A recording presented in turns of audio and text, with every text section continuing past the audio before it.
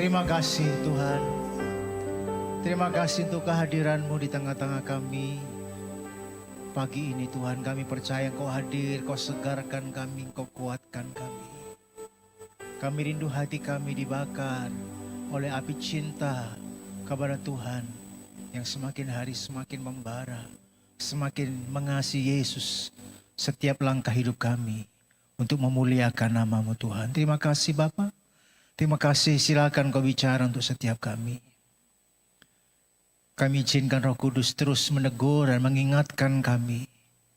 Kalau kami salah, kami rindu berubah, bertobat, dan kembali kepada kebenaran firman Tuhan. Terima kasih Bapa, terima kasih. Kami siapkan hati kami untuk firman Tuhan dalam nama Yesus. Yang siap dengar firman Tuhan semua katakan, amin. Silakan duduk. Bapak Ibu dikasih Tuhan. Hari ini saya perlu sampaikan sesuatu yang sangat penting. Karena saya percaya biarlah firman Tuhan pada pagi ini bisa menggerakkan kita kembali. Saya kasih judul cinta pertama yang kembali kepada Yesus. Sebelumnya kita baca Kisah Rasul 19. Nanti bisa dibaca di rumah dari pasal 1 sampai selesai. Tapi saya tidak baca semua karena nanti akan panjang. Yang penting-penting saja saya bacakan bagi kita semua. Ayat 1.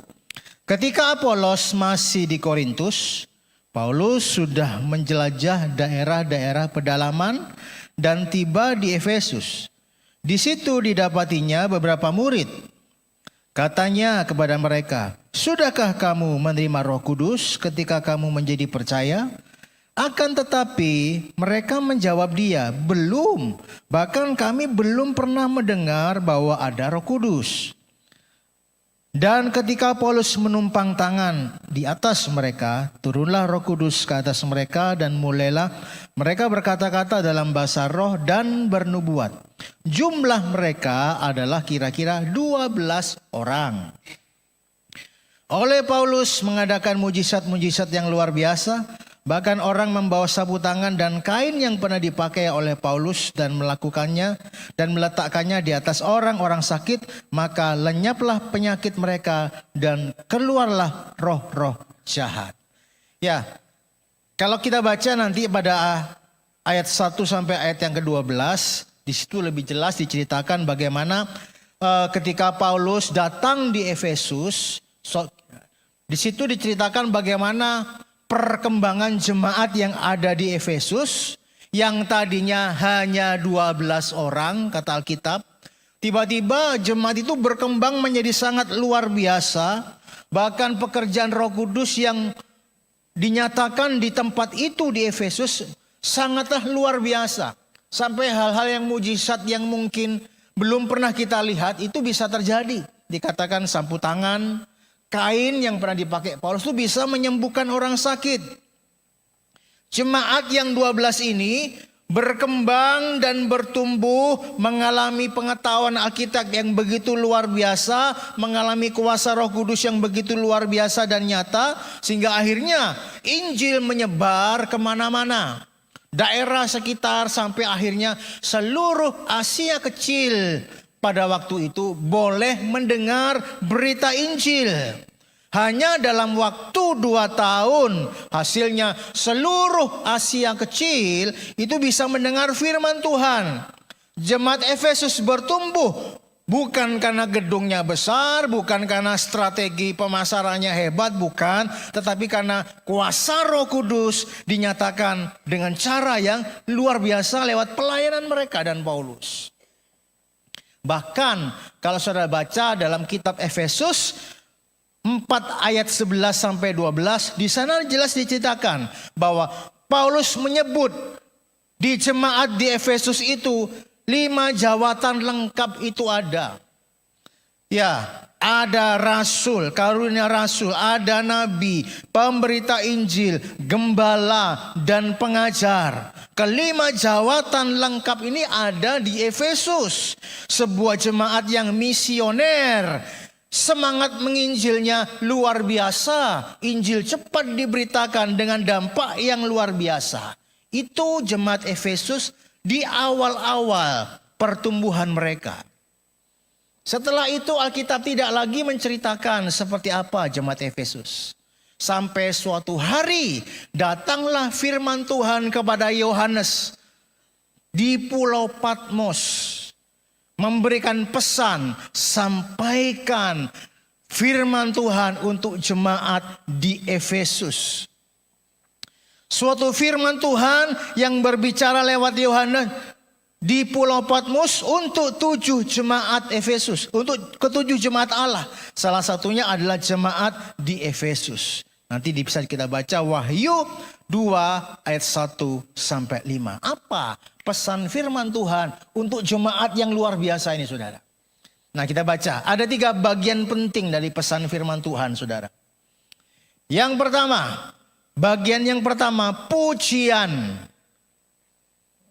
Pujian, sanjungan, penghargaan dari Tuhan terhadap pelayanan jemaat Efesus. Ini isi pertama.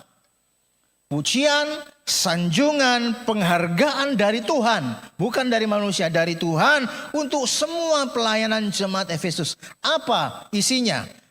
Tuliskanlah kepada malaikat jemaat di Efesus. Inilah firman dari Dia yang memegang ke-7 bintang itu di tangan kanannya dan berjalan di antara ke-7 kaki dian emas itu.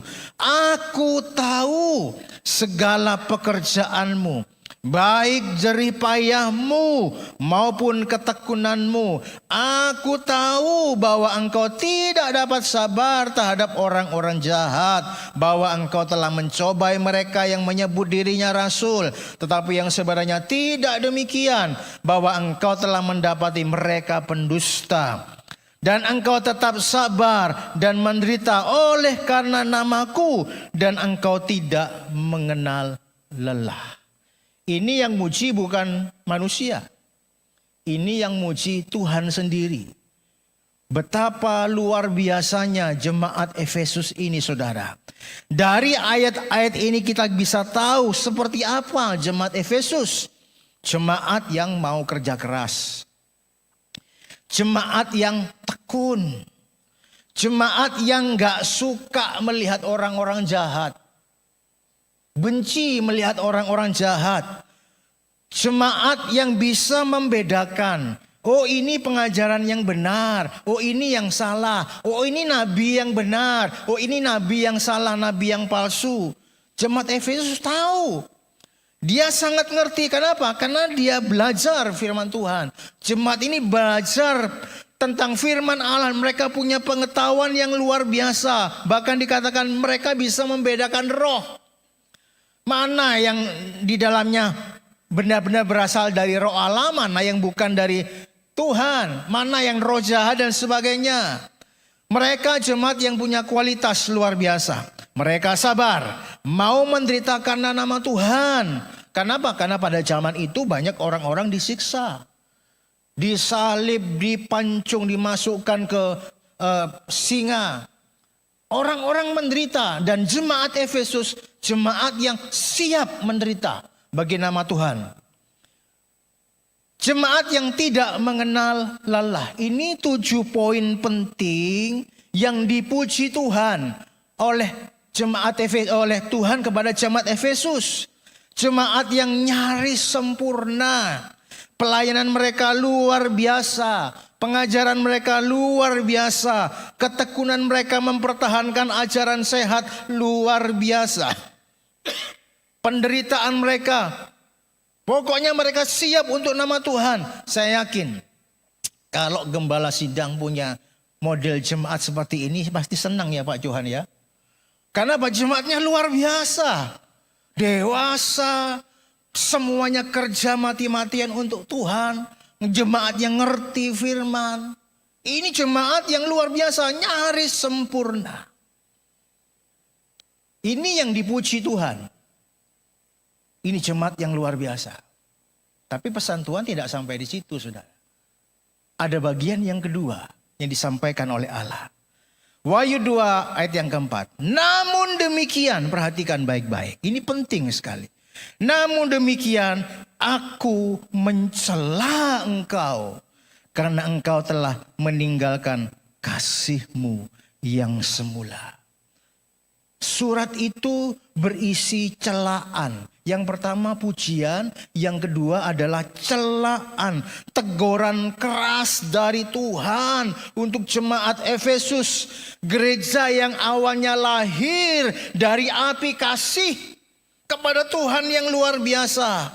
Mereka sangat menyala, mereka sangat berapi-api untuk Tuhan. Tapi lama kelamaan ada sesuatu yang sangat penting hilang dari hidup mereka. Kalau saya pikir ya, kenapa sih Tuhan ini masih mencela jemaat yang luar biasa seperti ini, saudara? Bukankah manusia itu banyak kekurangan? Namanya manusia kan tidak sempurna, kan mesti ada kekurangan. Kenapa Tuhan tidak mentoleransi yang sedikit-sedikit itu? Ini jemaat luar biasa kok untuk Tuhan. Kenapa tidak dimaklumi? Namanya saja kan manusia. Tapi ingat baik-baik. Di hadapan Tuhan kehilangan kasih mula-mula itu bukan masalah kecil. Bukan masalah kecil.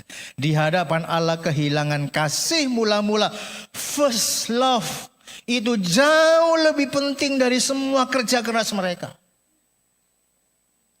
Kalimat kasih-Mu yang semula itu dalam bahasa Yunani ditulis ten agapen soten proten. Artinya kasih yang mendalam, kasih yang tulus, kasih yang rela berkorban, kasih yang ilahi. Karena kasih yang dipakai Alkitab untuk menggambarkan kasih Allah itu agape. Kasih Tuhan kepada manusia. Juga bisa digambarkan kasih manusia yang terbesar, yang termurni kepada Tuhan. Proten itu artinya yang pertama. Yang mula-mula, yang paling awal, yang utama, yang paling penting. Jadi kasih-Mu yang semula artinya, kalau saya sederhanakan, cinta yang dahulu begitu sangat hidup, sangat murni dan menyala kepada Tuhan. Ini bicara tentang kedekatan hati yang begitu tulus kepada Tuhan. Kerinduan untuk mencari Tuhan lebih. Ya, nggak perlu motivasi-motivasi yang lain. Murni pengen cari Tuhan. Sukacita. Kalau sudah waktunya berdoa itu doanya sukacita. Semangatnya luar biasa. Semangat baca firman. Kalau suruh baca firman itu semangat sekali. Berdoa semangat luar biasa. Kerelaan mengasihi dan melayani Tuhan dengan tulus. Itu yang hilang dari jemaat di Efesus. Mengapa Tuhan menegur jemaat Efesus? Karena mereka hari itu masih aktif melayani. Mereka masih menjaga ajaran-ajaran sehat. Mereka masih kerja keras. Mereka masih tekun untuk Tuhan. Mereka masih sabar menderita untuk nama Tuhan. Tetapi hati mereka sudah tidak seperti dahulu. Hati mereka sudah tidak seperti dahulu. Mereka kehilangan kehangatan dan keintimannya dengan Tuhan. Mereka kehilangan gairah rohani mereka. Cinta yang intim dengan Tuhan sudah tidak ada lagi. Sekalipun mereka masih aktif melayani. Mereka masih melakukan pekerjaan Tuhan. Mungkin mereka masih WL, masih jadi singer, masih melayani Tuhan, masih khotbah. Tapi cinta mereka sudah tidak sehangat dulu. Tidak setulus dulu. Mereka melakukan pekerjaan Tuhan, tetapi mereka kehilangan hati yang mencintai Tuhan. Cinta yang pertama itu hilang. Artinya walaupun mereka masih melayani, tapi hati mereka sudah tidak seperti dulu. Walaupun mereka masih aktif, tapi cinta mereka sudah dingin kepada Tuhan. Ini teguran Tuhan untuk jemaat di Efesus. Ini juga sebuah bahaya untuk kehidupan rohani. Seseorang masih bisa datang ibadah. Seseorang masih bisa tetap melayani. Tahu firman. Aktif dalam kegiatan rohani. Tapi hubungan pribadinya dengan Tuhan itu sudah hambar. Hubungannya dengan Tuhan sudah hambar. Ini yang terjadi atas jemaat Efesus. Sehingga Tuhan Yesus berkata, aku mencela engkau. Tuhan menegur dengan sangat keras. Karena bagi Tuhan, kasih mula-mula itu jauh lebih penting dari segala aktivitas rohani. Tuhan tidak hanya ingin tangan yang bekerja, tapi Tuhan ingin hati yang tetap mengasihi Dia. Gereja bisa bertumbuh besar. Gereja bisa kuat dalam doktrin, aktif dalam pelayanan, tetapi tetap bisa kehilangan kasih yang mula-mula. Apa yang dulu pernah menyala, berkobar, perlahan bisa menjadi sebuah rutinitas. Ingat baik-baik Bapak Ibu Saudara, Tuhan tidak mencari gereja yang sibuk. Tapi Tuhan mencari gereja yang mengasihi Dia. Yang mencintai Dia. Apa artinya sibuk untuk Tuhan? Tapi hati cintanya sudah tidak ada untuk Tuhan. Keadaan yang paling berbahaya bukan saat kita meninggalkan Tuhan secara fisik. Gak lagi ke gereja, bukan itu. Melainkan saat hati kita perlahan sudah mulai menjadi dingin. Dan tanpa kita sadari, kita masih melayani. Kita masih melayani Tuhan. Tetapi hati tidak lagi tersentuh. Tidak lagi menangis dalam hadirat Tuhan. Kapan kali saudara menangis dalam hadirat Tuhan? Kapan terakhir kali ingat? Kapan aku terakhir kali disentuh oleh Tuhan? Apakah kehangatan cinta kita kepada Tuhan sudah mulai hambar dan dingin? Jangan-jangan kita sudah lama tidak menangis saat bertemu dengan hadirat Tuhan. Kita masih terlihat rohani, masih setia ke gereja, tapi kasih kepada Tuhan tidak lagi seperti dahulu. Tadi saya katakan proten itu pertama, mula-mula, yang paling awal, yang utama, kasih yang mungkin paling besar. Yang Tuhan mau dari kita adalah kasih yang pertama. Kasih yang terbesar yang pernah menggelora dan berkobar di hati kita. Kasih yang begitu murni, begitu hidup, begitu membara, pengennya dekat dengan Tuhan, pengen selalu berdoa, pengen baca firman. Adakah hasrat itu masih menggelora di hati kita? Saya ingat ketika pertama kali saya jatuh cinta dengan Tuhan. Saya jatuh cinta dengan Tuhan itu pada saat saya masih SMP, saudara. Masih SMP. Masa-masa itu begitu saya dijamah, dilawat oleh Roh Kudus, saya berbahasa lidah. Itu cinta pertama saya yang begitu berkobar di hadapan Tuhan. Begitu berkobar, begitu bersemangat. Saya hampir setiap hari di gereja. Setiap Selasa itu saya ada doa di gereja. Yang datang tua-tua semua. Bahkan nyaris hampir semuanya sekarang sudah meninggal. Saya yang masih SMP di situ. Saya belajar gitar sambil melayani gitar di situ. Gak ada yang nyuruh saya. Gak ada yang ngajak saya, yang tidak ada. Cuman saya tahu saya kepingin dekat dengan Tuhan. Selasa saya ke gereja.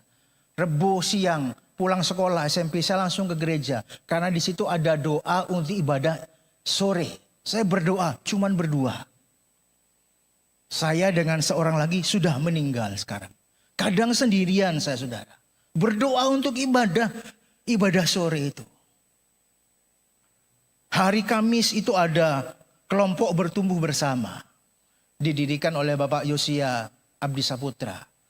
Saya akhirnya jatuh kepada saya yang meneruskan. Kamis itu ibadah anak-anak muda antar sekolah. Saya rajin di sana. Jumat saya ada lagi doa di gereja itu. Sama yang hari Selasa itu juga datang lagi di Jumat. Kamis itu anak muda. Minggu pagi jam 6:30 ibadah remaja. Lanjut ibadah sekolah minggu. Lanjut ibadah sore. Setiap hari saya ada di gereja. Kenapa? Hati saya rindu, kepingin deket Tuhan. Hati ini bergelora. Jam ibadah itu jam yang ditunggu. Bapak Ibu gimana? Ada orang kalau sudah minggu, minggu lagi, ibadah lagi. Atau sudah menanti-nantikan, kapan ya minggu? Kapan saya bisa datang ke gereja lagi berdoa, mendengar firman, beribadah, memuji Tuhan. Ada hasrat yang begitu menggelora.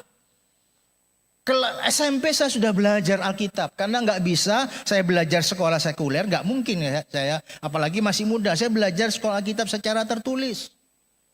Sampai selesai. Akhirnya diminta melanjutkan ke STT, perguruan tinggi. Tapi juga nggak bisa. Ya karena orang tua saya mengharapkan saya belajar di sekuler, saudara. Hati saya rindu, hati saya haus untuk Tuhan. Itu cinta pertama saya.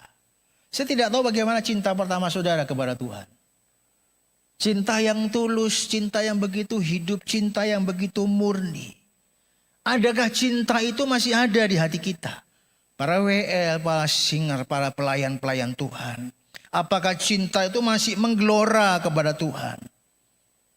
Tuhan sangat mengharapkan kasih yang mula-mula itu. Cinta yang hangat, cinta yang murni, tidak bercampur aduk dengan kepentingan-kepentingan yang lain. Cinta yang rela berkorban tanpa merasa berkorban. Orang jatuh cinta tuh begitu saudara. Mungkin kita masih ingat bapak-bapak, ibu-ibu yang sedang jatuh cinta dulu. Atau anak muda yang sedang jatuh cinta. Wah, orang yang jatuh cinta itu dunia milik kita berdua, saudara. Mau makan itu ingat kamu. Mau tidur ingat kamu. Sudah jalan sama pacar, sudah pulang. Sampai rumah, telepon lagi. Sekarang WA lagi, pakai video call lagi. Kadang video callnya nggak dimatikan. Sampai besok baru sudah tertidur, bangun, sadar WA-nya belum dimatikan, saudara. Orang jatuh cinta itu akan siap lakukan apa saja. Itu cinta pertama, cinta terbesar. Tapi kalau sudah menikah, masih adakah cinta yang seperti itu? Cintanya sudah mulai kurang. Kalau dulu tidak ketemu itu kangennya luar biasa. Kalau sudah ketemu sama istri sama suami, sudah setiap hari ketemu. Ya, mungkin istrinya pergi, suaminya pergi 2 hari juga enggak apa-apa, saudara. Enggak kangen seperti dulu. Itu cinta manusia. Cinta kepada Tuhan juga seperti itu seharusnya. Terus bertumbuh, terus berkobar. Karena itu yang Tuhan harapkan dari kita, saudara. Kasih yang semula. Artinya kasih itu yang begitu murni. Begitu hidup, begitu menggelora. Saya berdoa jemaat di tempat ini, kasihnya kepada Tuhan itu menggelora, saudara. Berapi, berkobar. Gak hitung-hitungan sama Tuhan. Tidak merasa berkorban. Sekalipun mungkin sudah berkorban, tapi gak merasa berkorban. Cinta yang begitu hidup, cinta yang begitu tulus, cinta yang begitu luar biasa. Itu yang hilang dari jemaat di Efesus. Sehingga Tuhan mencela mereka. Ini pesan yang kedua. Pesan yang ketiga, saudara. Sebuah peringatan. Pesan Tuhan yang ketiga, sebuah peringatan dan ajakan pertobatan. Ayat 4 dan 5, namun demikian aku mencela engkau karena engkau telah meninggalkan kasihmu yang semula. Sebab itu, ingatlah betapa dalamnya engkau telah jatuh. Bertobatlah dan lakukanlah lagi apa yang semula engkau lakukan. Jika tidak demikian, aku akan datang kepadamu dan akan mengambil kaki dianmu dari tempatnya, jikalau engkau tidak bertobat. Orang Kristen biasanya disebut jatuh kalau dia berzina, kalau dia berdusta, kalau dia melakukan dosa, dikatakan jatuh. Tetapi di mata Tuhan, kejatuhan yang paling dalam. Karena tadi dikatakan betapa dalamnya engkau telah jatuh. Kejatuhan yang sangat dalam jika seseorang sudah kehilangan kasih yang semula. Saya kaget ketika baca ini. Oh, ternyata bukan hanya melakukan dosa saja yang jatuh terlalu dalam. Bukan melakukan dosa perzinahan dan sebagainya yang dikatakan dosa yang paling dalam. Tidak. Tapi dosa di hadapan Tuhan. Kamu kehilangan kasih yang semula. Itu sebuah kejatuhan yang sangat dalam. Dan harus bertobat. Saya sempat nanya sama Tuhan. Tuhan, apa bisa seseorang itu kembali kepada kasih yang semula? Kasih yang di awal, cinta, begitu jatuh cinta kepada Tuhan. Tuhan bilang begini, aku tidak pernah meminta sesuatu yang tidak mungkin kembali. Tuhan tidak pernah minta sesuatu yang tidak mungkin kembali. Justru karena sadar, Tuhan itu tahu bahwa seseorang itu bisa kembali, kasihnya menyala, kasihnya berkobar, kasihnya benar untuk Tuhan, tulus, murni. Makanya Tuhan bilang bertobatlah dan lakukanlah lagi. Kepada siapa perintah itu diberikan? Kepada jemaat Efesus, kepada setiap kita yang sudah lama mengenal dan percaya kepada Yesus, kepada orang-orang yang beribadah saat ini kepada Tuhan, yang masih melayani kepada Tuhan, WL, singer, pengkhotbah, semua kita yang pelayanan, perintah itu diberikan kepada kita. Kembali kepada kasih yang mula-mula. Betapa dalamnya engkau telah jatuh, bertobatlah dan lakukanlah lagi apa yang kau lakukan. Ada 3 langkah penting tadi. Ingatlah, artinya ingat ketika hubunganmu dengan Tuhan begitu harmonis, begitu luar biasa, begitu intim, begitu haus akan Tuhan. Ingat, itu adalah hidup yang paling indah. Masa-masa terindah, masa-masa penuh dengan gairah, penuh dengan semangat dan sukacita ya ketika kita hidup jatuh cinta dengan Tuhan itu, saudara. Itu kehidupan yang paling indah. Segala sesuatu jadi indah. Kenapa? Kita mencintai Tuhan. Ingat masa-masa itu. Kemudian dikatakan bertobatlah. Akui, ya Tuhan, cintaku tidak seperti dulu. Semangatku tidak seperti dulu ketika awal-awal mengasihi Engkau. Kualitasku sudah mulai menurun. Jadi sekarang mungkin semuanya seperti sebuah rutinitas. Orang Kristen harus ke gereja, harus beribadah, harus melayani. Tapi kasihku tidak seperti dulu. Bertobat. Kembali lakukan yang semula. Artinya kembali ayo lagi. Bangun doa. Bangun penyembahanmu, keintimanmu dengan Tuhan. Kerinduanmu, hasratmu, hubunganmu dengan Tuhan. Coba perhatikan baik-baik. Ada hal yang menarik. Tuhan tidak berkata demikian. Engkau kehilangan imanmu. Tidak. Karena iman jemaat Efesus masih ada. Yesus tidak berkata engkau kehilangan imanmu. Tetapi engkau meninggalkan kasihmu yang semula. Kata meninggalkan itu bukan dirampas. Kata meninggalkan itu bukan diambil. Bukan hilang tiba-tiba, tidak. Tetapi itu perlahan. Dibiarkan, diabaikan, pergi. Tanpa mungkin kita sadari. Yesus memanggil kembali. Kembali kepada hubungan kasih yang hidup. Kasih yang berkobar. Cinta yang membara, yang tulus dengan Tuhan. Mengapa Tuhan berkata kepada jemaat Efesus betapa dalamnya engkau telah jatuh? Ini penting. Karena hubungan intim dengan Tuhan itu dasarnya kasih. Hubungan kita dengan Tuhan itu dasarnya kasih. Tuhan tidak cari aktivitas, Tuhan tidak cari kesibukan rohani, tidak cari pengetahuan Alkitabmu yang begitu mendalam, tidak. Yang Tuhan cari yang pertama-tama adalah hati yang mengasihi Tuhan. Hati saya, hati saudara yang mengasihi Tuhan dengan tulus, itu yang Tuhan cari pertama. Jadi kasih itu hilang, maka sebenarnya pusat kehidupan rohani kita pun itu sudah runtuh, saudara. Karena kasih kita sudah pergi. Itu mengapa Tuhan mencela. Jadi semuanya hanya rutinitas, pusat kehidupan rohanimu sudah hancur. Yang kedua, kasih dan cinta yang hilang itu membuat segala sesuatu jadi rutinitas. Tanpa kasih, doa jadi sebuah kewajiban. Ya karena Kristen ya harus berdoa, makan sebelum tidur, bangun tidur ya berdoa. Ibadah jadi rutinitas, minggu ya harus ke gereja, ada doa ya di gereja. Pelayanan menjadi rutinitas, kadang jadi beban.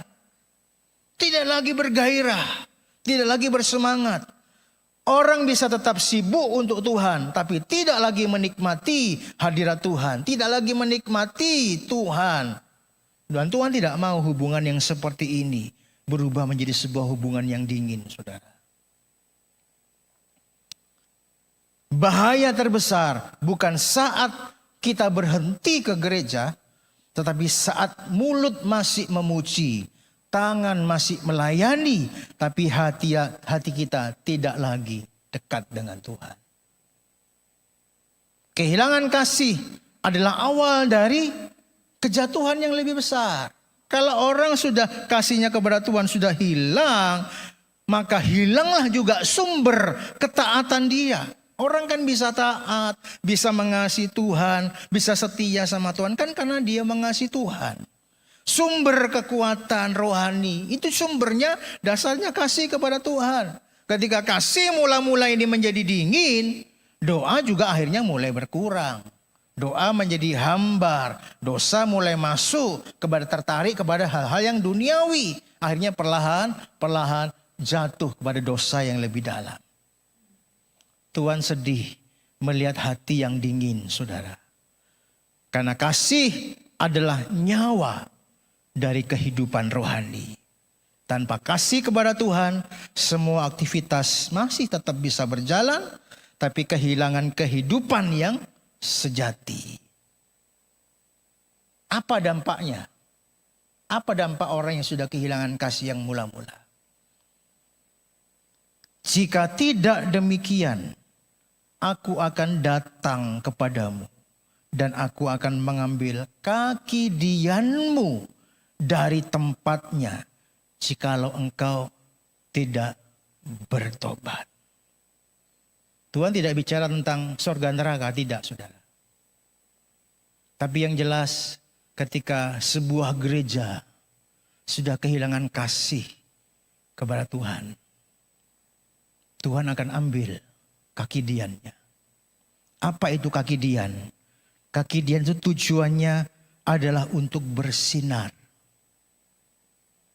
Kaki dian ini bicara tentang fungsi gereja sebagai terang, memberitakan Injil Kristus bagi dunia.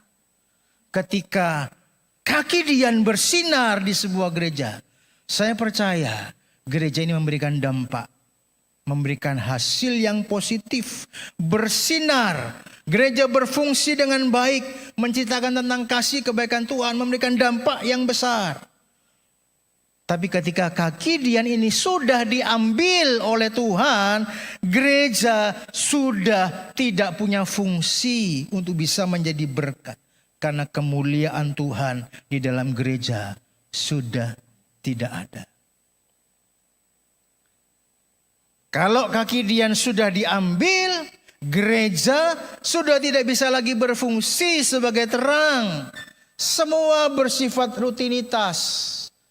Ibadah, pelayanan, rutinitas.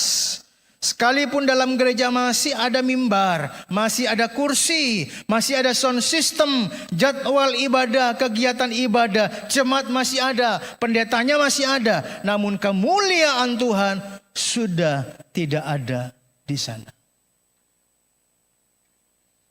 Saya berdoa kaki Dian masih tetap bersinar di tempat ini. Amin saudara. Dari luar mungkin masih kelihatan melayani. Tetapi sesungguhnya gereja sudah tidak lagi memberikan dampak apa-apa bagi masyarakat sekitar. Ingat jemaat Efesus, dalam waktu 2 tahun, ketika hati mereka dibakar oleh api kasih Tuhan, kaki Dian itu di sana, saudara. Gereja yang tadi awalnya cuma 12 orang, tiba-tiba membludak jadi besar. Orang-orang semua haus akan Tuhan. Terjadi revival kegerakan Allah yang luar biasa di Efesus pada waktu itu. Hanya dalam waktu 2 tahun. Hanya dengan 12 orang yang awal itu. Tiba-tiba tersebar sampai seluruh Asia kecil. Memberikan dampak yang luar biasa. Mujizat-mujizat terjadi. Karena pekerjaan Roh Kudus nyata di tengah mereka. Karena apa? Kaki Dian ada di sana. Tapi selang beberapa lama datang peringatan Tuhan. Sebuah pujian, sebuah teguran, dan sebuah ajakan pertobatan. Kalau engkau tidak bertobat, kalau jemaat Efesus tidak berobat, aku akan datang dan mengambil kaki Dian itu dari tempat. Saya ingat sejarah gereja. Kalau kita perhatikan sejarah gereja, pada abad yang ke-16 sampai abad yang ke-19, sejarah gereja mencatat bahwa kaki Dian itu berpindah dan menyala ke Eropa Barat.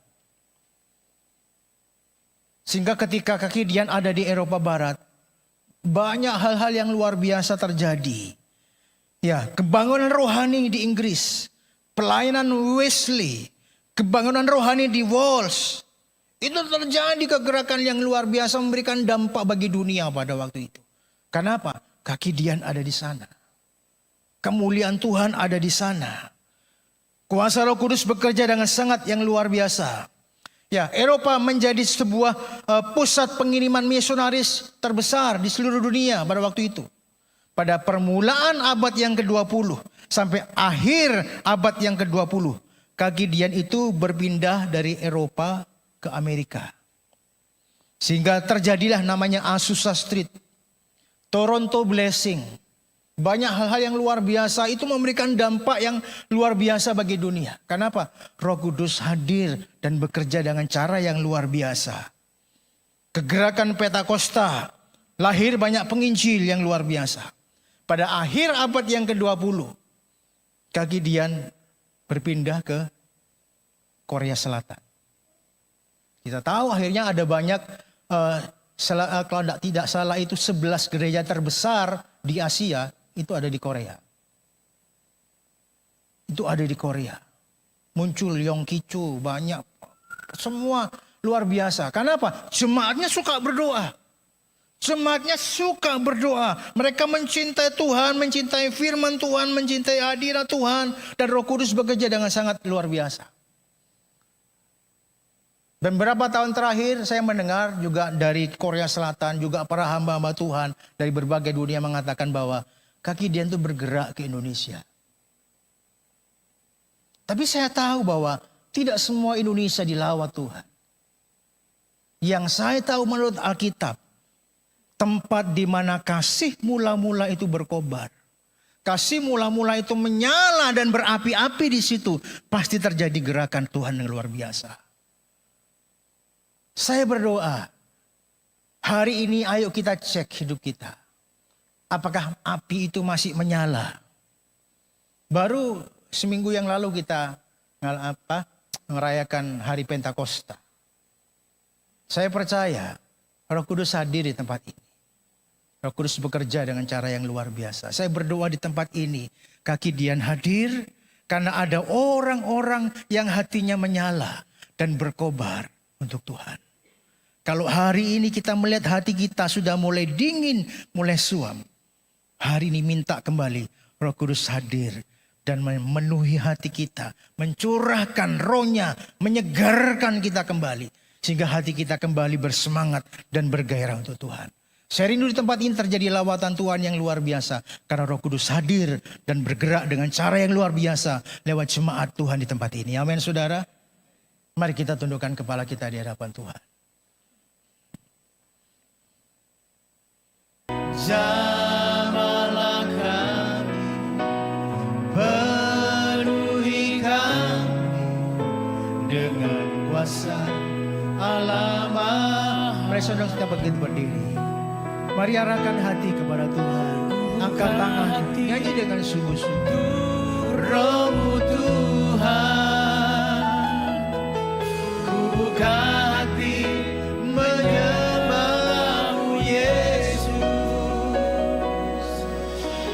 Jamahlah kami, penuhi kami dengan kuasa Allah Maha.